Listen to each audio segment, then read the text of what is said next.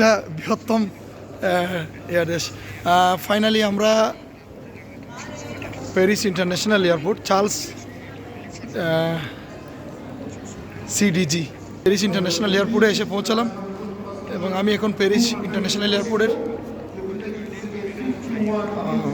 Arrival টার্মিনালে আছি। টার্মিনালটা এখনও পর্যন্ত কনফার্ম করতে পারছি না কত নম্বর টার্মিনাল, বাট আমরা সামনের দিকে এগোচ্ছি, দেখা যাক। কাউকে জিজ্ঞেস করতে হবে আমাদের। আমার আজাদ ভাই খুবই এক্সাইটেড, খুবই এক্সাইটেড। আসলে আমি নিজেও এক্সাইটেড।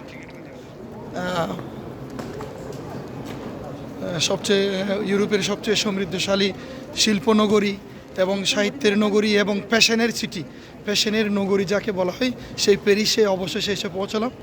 তো ওকে, ইনশাল্লাহ পরে কথা হবে।